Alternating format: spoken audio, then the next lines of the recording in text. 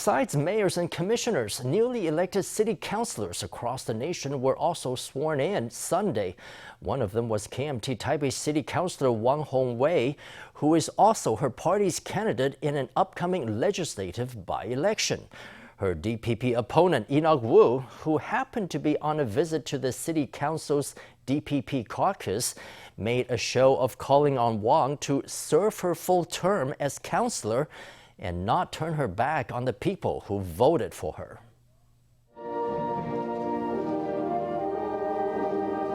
Singing the national anthem with a city councillor's corsage pinned on her lapel, Wang Hung-wei stood out conspicuously at the councillor's swearing-in ceremony Sunday morning, despite having thrown her hat in the ring for a legislative by-election in Taipei. Her opponent, the DPP's Enoch Wu, happened to be on a visit to his party's caucus at the City Council. He said he would do his best to make sure Wang serves her term as councillor.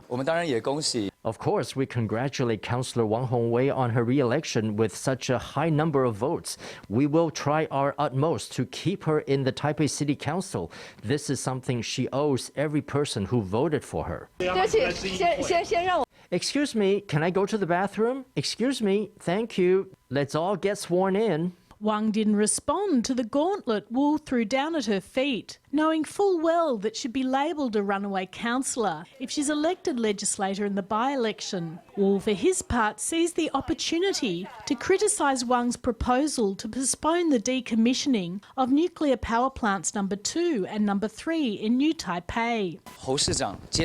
Mayor Ho has insisted that there wouldn't be any nuclear waste in New Taipei City. When a candidate proposes a policy or presents her platform, you don't do it like you're coming up with a Christmas wish list. According to a survey conducted by Wu's camp, he currently has 38% support rate, trailing behind Wang's 43%. There are just 2 more weeks to go, and yes, I'm lagging behind in the polls. This is why I've come to Taipei City Council today to ask for the support of DPP councillors so people will go out and vote. As the clock ticks down in the final 2 weeks, Wu is pulling out all the stops as he makes the rounds in his district. He later went to a market in Dazhe, accompanied by legislator Gao Jiayu, who he hopes would become a fellow colleague at the end of the by-election.